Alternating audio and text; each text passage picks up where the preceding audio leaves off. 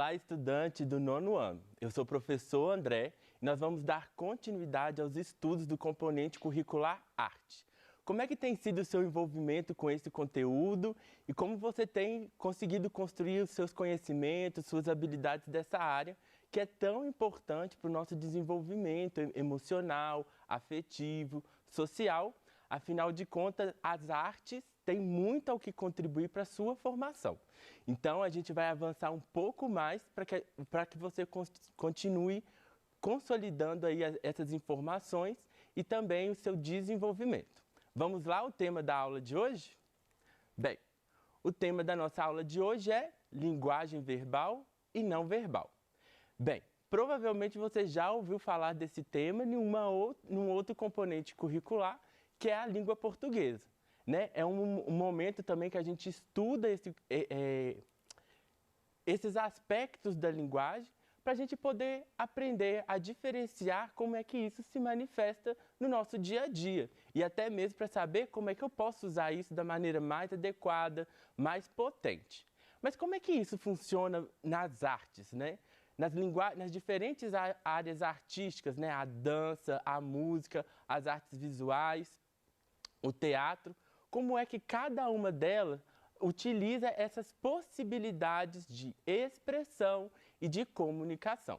Então, antes da gente poder entender como que cada uma dessas áreas artísticas recorrem às linguagens verbais e não verbais, a gente vai precisar então compreender e relembrar o que é a linguagem, o que é a comunicação e o que é a expressão, para que a gente possa potencializar o nosso estudo de hoje. Vamos lá? Bem, então, os objetivos da nossa aula de hoje são dois, hein? O primeiro, compreender as características da linguagem verbal e não verbal na arte. E também compreender a linguagem verbal e não verbal nas linguagens artísticas, ok? Então, vamos lá. Bem, nós vamos então agora diferenciar um pouco o que é linguagem, expressão e comunicação. A primeira é a linguagem. O que é a linguagem? A linguagem é qualquer sistema de signos simbólicos empregados na interlocução social para expressar e comunicar ideias e sentimentos. O que é importante a gente entender da linguagem é toda a sua complexidade de organização. São conjuntos de elementos diferentes que, organizados, né, a gente consegue, então, comunicar algo, expressar algo. E ele vai ter, então, signos e significados muito importantes. E esses signos, eles são construídos socialmente, né? Então, como que cada sociedade interpreta esses signos, né? Então, por exemplo, o nosso próprio alfabeto, ele tem ali vários signos, né? Que são aqueles símbolozinhos, e cada um deles vai ter uma possibilidade de transmitir alguma informação, algum significado, ok? Bem, a comunicação. A comunicação é a ação de transmitir uma mensagem e, eventualmente, receber outra mensagem como resposta. A expressão é a maneira como o pensamento, os sentimentos e as ideias se manifestam. Podem ser por meio de palavras ou gestos. Bem, então, nós vamos recorrer às linguagens para poder comunicar, né? Então, a gente vai perceber que nós vamos ter um emissor da mensagem e um receptor dessa mensagem, né? E a gente vai usar o quê? Uma linguagem específica para isso. E no caso da nossa aula de hoje, a gente está pensando então nessas linguagens verbais e não verbais. Ou seja, em que momento eu utilizo cada uma dessas linguagens para eu comunicar algo, para eu poder informar alguém sobre algo que eu quero que ela compreenda. Então, por exemplo, essa semana mesmo eu estava saindo de carro da minha casa e encontrei com a minha mãe na esquina, né? Eu estava no carro, ela estava fora do carro. Ela fez assim para mim. Ou seja, que informação foi essa que ela me mandou? Então, esse gesto aqui que ela me fez lá de longe, e aí não é somente esse movimento, mas também a fisionomia, né? Porque ela foi e fez assim, ó, uma expressão bem marcada. Ela fez assim. Então, ela fez um signo e me trouxe um significado. Que significado foi esse? O que ela quis comunicar comigo? Ela pediu para me esperar, ela queria falar comigo. Então, a gente vai perceber que a linguagem tem todas essas especificidades.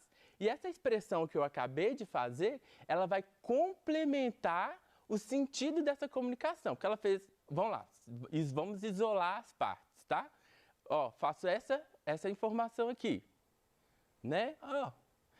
Aí, se eu faço uma expressão facial, isso fica ainda mais evidente. Então, eu fico aqui, a pessoa fica assim, por favor, espere mesmo. Então, isso vai aparecer nas nossas maneiras de comunicação muito, né? Então, se você está triste, se você está bravo com alguma coisa que aconteceu, você vai utilizar tanto signos, né, diferentes, como maneiras de expressar esse signo, né? Então, eu estou dando aqui uma série de informações que estão muito no corpo, né? Que é um lugar onde as artes recorrem fortemente para potencializar essa comunicação, né? Então, vamos dizer que você está bravo, está chateado, né? Socialmente, a gente tem isso daqui. Então, eu tenho dois símbolos aqui, né? Eu cruzei o braço aqui. Mas se eu cruzar só o braço, pode ser várias coisas, né? Eu posso estar... que expressão eu posso dar aqui que vai diferenciar essa comunicação? Se eu estou entediado, né? Se eu estou bravo. E aí eu vou trazer várias outras informações que vão contribuir para a leitura disso. Então vamos lá. Então vamos diferenciar. Agora que eu já dei alguns exemplos, vamos então diferenciar o que é linguagem verbal e linguagem não verbal. Linguagem verbal é aquela que se estrutura por meio de palavras, oral e escrita. Ou seja, na língua portuguesa, a gente vai utilizar a escrita ou a fala para poder dizer, comunicar. Então, por exemplo, no exemplo que eu te dei do meu dia a dia, que minha mãe me encontrou na esquina e pediu para me esperar, ela poderia ter gritado o meu nome. André! E aí, olha só, temos aqui nesse grito uma entonação, uma outra informação que vai ajudar eu a entender que, opa, eu preciso parar, né? Então, a linguagem verbal ela vai estar sempre acompanhada dessa escrita ou dessa oralidade, da fala, ok? A linguagem não verbal, ela vai utilizar de signos visuais e sonoros para serem efetivados, né? Como eu disse anteriormente, a gente tem a palavra, né? Tanto falada como escrita, como essa linguagem verbal, né? E no caso da linguagem não verbal, ela não vai aparecer. Então, tanto que eu vou utilizar então signos, símbolos, né? Ou sons, né? E eu vou querer falar um pouco de som, porque muitas das vezes a gente esquece que os sons também nos comunicam coisas, né? Nos informam, nos comunicam, que é o tema da nossa aula aqui hoje. Então, olhem só essa imagem. Que imagem é essa? Muito, muito conhecida por todos, né? O que essa placa está informando? Né? Geralmente, ela está em um espaço e ela está falando que é proibido fazer o quê? E como é que eu sei que é proibido? Por causa da cor que está ali, que foi escolhida nessa cor vermelha, e com um traço na diagonal, né? Dizendo então que a gente já compreende que é proibido fazer alguma coisa, né? Toda vez que um símbolo vermelho cortado por um ou por dois, né, fazendo um X, quer dizer que eu não posso fazer aquilo naquele espaço. E no caso dessa placa, a gente está falando que não pode fumar, porque nós temos um cigarro ali desenhado, né? Então, olha só como essas informações, elas já estão implícitas no nosso dia a dia. Cabe a nós, né, aplicar ela cada vez que a gente lê elas, porque também a linguagem não verbal, ela também é lida, ok? Então, vamos lá, dois exemplos aqui de linguagem verbal e não verbal. Observe essa imagem. O que nós temos aqui? Nós temos um homem, né? Aparentemente um homem, utilizando o que no rosto? Né? Então, se você chega no supermercado do seu bairro, na padaria do seu bairro, e tem essa placa, o que quer dizer? O que você tem que fazer antes de entrar lá dentro?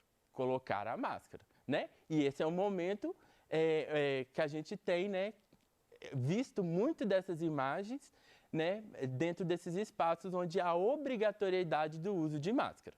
Agora eu vou te dar um outro exemplo. Olha só, nós temos aqui duas linguagens complementando umas às outras, né? Então nós temos ao lado esquerdo da tela, né, à sua esquerda, nós temos um desenho de uma máscara. E complementando essa informação, está dizendo obrigatório o uso de máscara, por meio do decreto 64959 de maio de 2020, né? E a resolução e o símbolo aqui do governo de São Paulo. Ou seja, ali ainda está te justificando por que naquele lugar é obrigatório o uso de máscara. Então, ali, a primeira imagem somente da máscara já te informa que, dentro desse contexto, né, de pandemia mundial que nós estamos vivendo, é obrigatório o uso de máscara em espaços de comércio e etc., né? E a informação escrita está ali complementando. Bem, e na arte, professor, como é isso, né? Porque a gente já sabe que isso está presente no nosso dia a dia, mas também as áreas artísticas, né, que a gente geralmente estuda, também se valem de linguagem, de estratégias verbais e não verbais. Umas mais do que as outras, de acordo com a sua especificidade. Vamos conhecer algumas dessas características? Bem, a primeira que a gente vai observar é as artes visuais, né? Que muito recorrentemente usa a linguagem verbal e não verbal em histórias de quadrinho, charges, cartoons, né? E vocês aí já estão um pouco mais familiarizados com esses objetos de arte, né? Tanto a história em quadrinho, que é um gênero também literário, né? Que você tenha condições de ler, né, que vai se valer tanto da linguagem verbal, né, onde a escrita está ali nos quadrinhos, como também dos desenhos, né, que vai demonstrar que situação é essa que está acontecendo ali, né? E é uma linguagem das artes visuais que elas são muito interdependentes. Bem, a outra é o cartoon, né? O cartoon ele vai estar associado com algo, né, que é problematizado socialmente, né, por muito tempo. Olhem só essa imagem. A gente tem aqui o Cebolinha olhando para aquilo que está acontecendo ali naquele momento, né? Então vamos lá, tem uma mulher, né, segurando uma mangueira e eu desconfio que ela esteja lavando a rua. E o Cebolinha, como é que ele está olhando? Qual que é a expressão que ele está colocando ali? E a Mônica, como é que está olhando para ela? Né? Então, a gente vê ali que a gente consegue interpretar que situação é essa que está ali acontecendo sem nenhuma palavra, né? E por ser um tema atemporal, né, que a gente sempre está dizendo sobre o uso da água, a importância de preservar a natureza, a gente de imediato já entende que narrativa é essa, né? Então, ali, o Cebolinha e a Mônica estão muito bravos com a mulher, que está desperdiçando água, um recurso tão importante. E isso tudo utilizando ali de informações que a gente consegue ler. Essa cara brava, a cara da mulher espantada e o Cebolinha olhando para a água sem acreditar o que está acontecendo ali. E aí, se a gente olhar também no desenho, tem uma nuvenzinha saindo ali da cabeça da Mônica, né, que a gente sabe que ela é uma personagem bem nervosa, cheia de identidade. E então você também consegue perceber que ela está ali insatisfeita com o que está acontecendo na frente dela, sem acreditar. E a charge, como vocês já conhecem também, é algo que vai trazer um pouco de elementos mais atuais, né? Que são circunstâncias e contextos mais atuais. A charge ela é um recurso de expressão artística, de linguagem, que vai comunicar muito do que está acontecendo agora. Bem, a outra linguagem que vai ter muita expressão verbal e não verbal é o teatro. E eu quero diferenciar aqui duas linguagens não verbais que aparecem muito no teatro para que a gente reconheça, né? é a mímica e a pantomima. Porque a gente sabe que no teatro existe a palavra, o texto, né? E isso é linguagem verbal. Mas muitas das vezes a gente não sabe a diferença de mímica e de pantomima. A mímica, eu realmente imito uma situação que acontece. A pantomima, nem tanto. Então, eu vou imitar uma situação aqui que você faz todo dia na sua casa, provavelmente.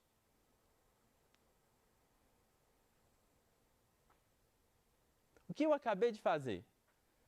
Eu acabei de pegar aqui numa maçaneta, virei, abri a porta e passei.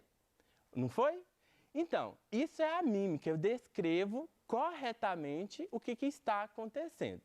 A pantomima pode valer-se de mímicas, mas não necessariamente vai por esse caminho. Ela vai expressar, é um teatro totalmente sem falas, né? Onde os movimentos são expressivos para comunicar sem a fala o conteúdo daquele texto, né? Daquele teatro. Então vai ter fisionomias muito exageradas, vai ter movimentos muito grandes para comunicar o que está acontecendo, né? E não necessariamente vai descrever uma ação como eu acabei de fazer. Né? Isso aqui é descrever efetivamente uma ação. Pegar na maçaneta, rodar a maçaneta e abrir uma porta. Né? Isso é uma mímica, ok? Na música, como é que isso acontece na música? Bem, a música ela pode estar acompanhada, né, da letra ou não. Mas aí eu te pergunto, as músicas sem letras, o que elas conseguem comunicar efetivamente? Né? Por quê?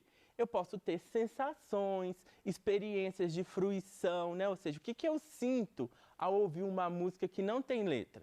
Né? Mas não necessariamente é uma comunicação. Né? Quando tem a letra, né, eu sei o que o autor, o poeta está dizendo. Quando não tem a letra, fica, né, sem saber exatamente o que é. Então, essa é uma diferença muito importante. Então, a gente não pode dizer que a música, né, sem texto, né, sem a letra cantada, ela comunica alguma coisa, porque vai depender da experiência de cada um. E a música também vai depender muito da subjetividade da gente, né? Nem todo mundo gosta de todas as músicas. Tem músicas que são têm uma experiência muito potente para algumas pessoas e para outras não. Então, é isso. E temos a dança, né? Isso é muito interessante, né? A dança, por si, ela utiliza muito dos vocabulários corporais, né? As expressões corporais. E quase não há fala, né? Principalmente nas danças, na dança clássica, né? Nas danças modernas e etc. Elas não vão se valer muito de texto, né? Na linguagem de dança contemporânea, alguns grupos recorrem a dar textos durante as coreografias e etc. Né? Então, olha só, nós temos aqui imagens, né? que remetem à pantomima do teatro também, que ali temos uma comunicação de uma personagem de um balé clássico muito importante, que é a Svanilda, que é do balé Copélia, que ela faz assim. Né? Ela está tentando comunicar com alguém, ela não entende o que está acontecendo e ela faz esse gesto. Né? E esse gesto por si só já te comunica muita coisa. Quando alguém faz assim, né? Eu não sei do que se trata. Né? Isso é muito interessante porque no balé clássico isso vai aparecer recorrentemente, né? Tendo em vista que na época os teatros não tinham uma acústica tão boa, então não dava para dar textos, né? E a prioridade era sim para a linguagem corporal, para a expressão corporal. Então, entre um momento de dança ou outro, a gente tinha cenas que vai contando a história que esse balé está contando, né? E aí vai aparecer símbolos, né? Que para aquelas pessoas daquela época, né? Então, esse movimento aqui no balé clássico significa dançar.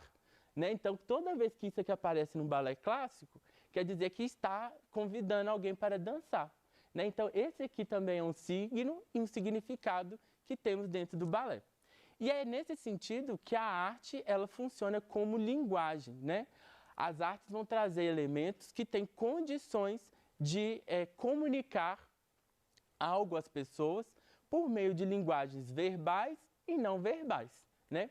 Então, este é o conteúdo da nossa aula de hoje. Eu quero agradecer você que nos acompanhou. E se ficou alguma dúvida, não deixe de consultar o seu PET e também mandar a sua dúvida para nós no Tira a Dúvida. Agradeço muito a sua participação e obrigado!